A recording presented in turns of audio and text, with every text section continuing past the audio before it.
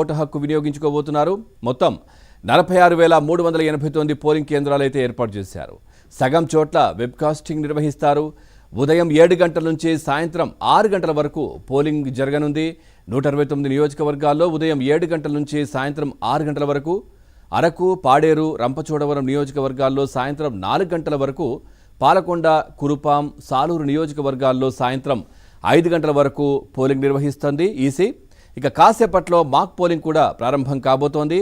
నిర్ణీత సమయంలోపు క్యూలో ఉన్న వారందరికీ ఓటు వేసే అవకాశం అయితే కల్పించింది ఎన్నికల కమిషన్.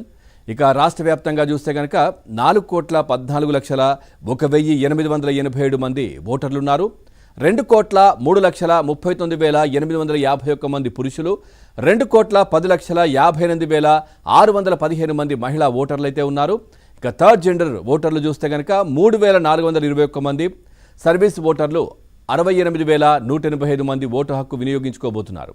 ఇందుకోసం రాష్ట్ర వ్యాప్తంగా 46,389 పోలింగ్ కేంద్రాలను ఈసీ ఏర్పాటు చేసింది. వేసవి దృష్ట్యా అన్ని పోలింగ్ కేంద్రాల్లోనూ ఓటర్లకు నీడ కల్పించేందుకు టెంట్లు వేయడంతో పాటు చల్లటి తాగునీటి సదుపాయం, ప్రాథమిక చికిత్సకు సంబంధించి మెడికల్ కిట్లను కూడా అందుబాటులో ఉంచారు.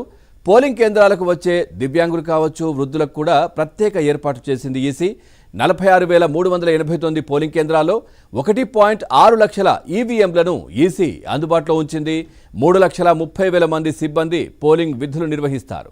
ఇక భద్రత కోసం 1,14,000 మంది పోలీస్ సిబ్బంది పనిచేస్తా ఉన్నారు. వీరికి అదనంగా 10,000 మంది సెక్టార్ అధికారులు కావచ్చు, 18,961 మంది మైక్రో అబ్జర్వర్లు, 46,165 మంది బిఎల్ఓలు విధుల్లో ఉంటారు. మొత్తంగా 5.26 లక్షల మంది సిబ్బంది ఎన్నికల విధుల్లో ఉండబోతున్నారు. 30,111 పోలింగ్ కేంద్రాల్లో వెబ్కాస్టింగ్ నిర్వహించబోతున్నారు.